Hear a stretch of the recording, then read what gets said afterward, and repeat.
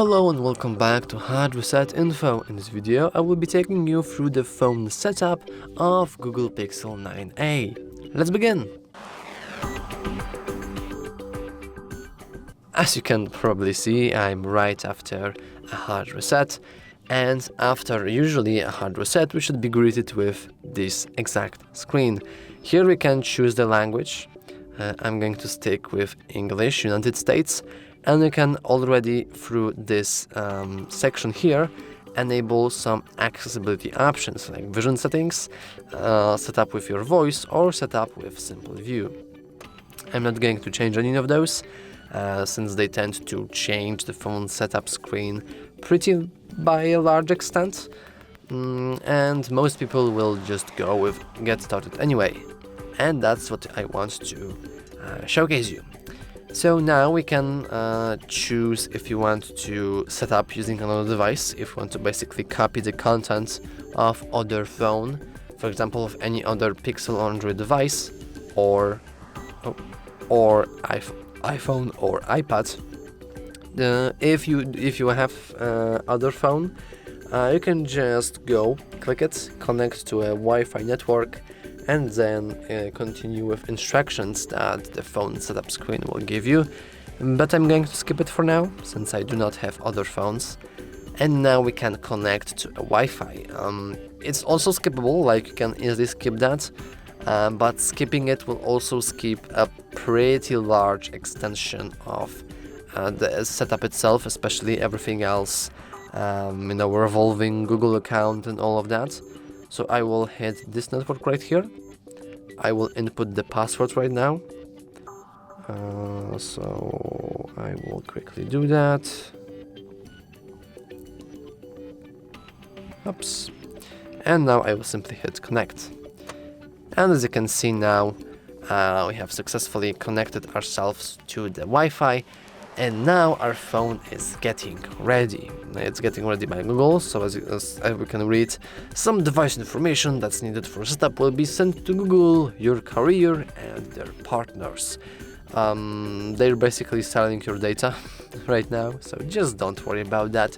It's not like you can do anything about it, just wait. And after a moment, we should be able to continue with our setup. It depends on the speed of the phone basically, but yeah, and now we can log in into our Google account. So I'm going to input my Gmail here. Of course, you want to input your own Gmail, not the one you're seeing on screen. And a little fun fact, you don't have to input gmail.com each time, you only have to input the first half of your Gmail. Now I will input my password for the Google account. This one, I'm not going to show you this one, sorry. But after we have successfully inputted our password, we can hit next. Of course, if you for some reason don't have a Google account, we can just create one right here. But now we can choose who will be using this device. We can click I will be using this device, or my child will be using this device. And if you will click my child, you can easily do that and then hit next, but keep in mind that you will be taking through the family link configuration process, which is a whole other pair of boots. The family link itself is pretty wild, let's say. I'm not going to do that, since once again most people will click I will be using this device, and most parents don't really tend to activate parental control. But yeah, if you do want to set up parental control, then at this point you want to go with my child will be using this device. Anyway, let's hit next. We have to agree to Google Terms of Service, which we obviously not going to bother reading. So I will simply hit I agree. And now we can connect to mobile network. We can see we have a nice tutorial on how to insert our SIM card. I am not going to do that because the process of connecting to a mobile network won't really matter in case of the phone setup itself, so we can easily skip that. And if you want to, we can just do that later. Now we can choose a pin. that will be required to unlock our screen. Of course, we can also skip this, though I would advise you to set something, maybe not as simple as 1, 2, 3, 4, from obvious reasons, but it will improve your security by a lot. Now we can tap fingerprints, so we can unlock our phone using fingerprints. We could do that easily, like, depends completely on you. We do have tutorial on how to add fingerprints on your Google Pixel 9a, so I will hit do it later, because we can once again easily do that in the settings. Same goes for the face unlock. So now I will hit not now, and now it will basically ask us once again if we want to copy apps and data, but this time it won't be the setup data. Instead it will be just data and applications, your images, music, videos, whatever you had on your previous phone. If you have a backup, especially the Google backup, you can now hit next and go through the backup process.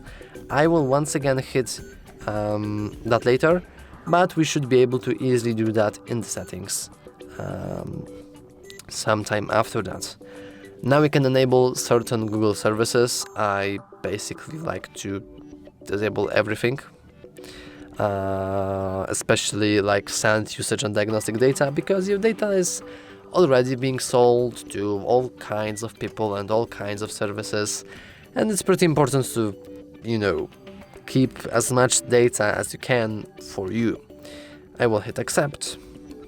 Here we can activate the backup. We can choose if you want to back up photos and videos or other device data, like the messages and all of that stuff. I will hit disable on both, but I would advise you to probably enable photos and videos, though keep in mind it will take some space on your Google Drive. So I will hit don't backup. And just like before, we can easily set it up later in the settings. Now we can choose our browser and search engine. We can choose whatever browser we want. I'm going to go with the Firefox, and I will set Firefox as default. And now I can search.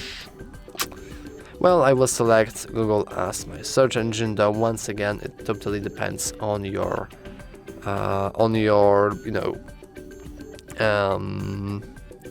preference. Now we can choose limited warranty. I will go with Poland, for example, though it doesn't really matter. But we'll have to hit next after we've chosen. Now we can go through the Google AI stuff, which is pretty cool, but we can just scroll through it, hit next. We can disable the Gemini. It totally depends on you once again. I'm just not a fan of the guy.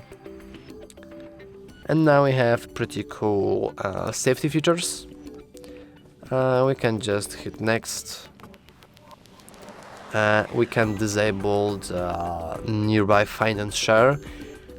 Of course, once again, it totally depends on you. If you want to enable it, you can hit I agree. For me personally, it's just a waste of battery and processing power, so I will hit no thanks.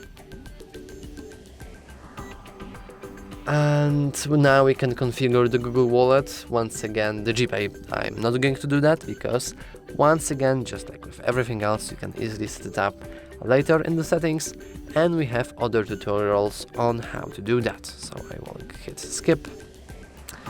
Now we have anything else. So for example, we can set instant translations, we can set info on lock screen, and we can set all of that cool stuff, which is still configurable later in the settings. So I will hit no thanks. I will hit no thanks once again. And I think that in a moment we should be able to use our phone.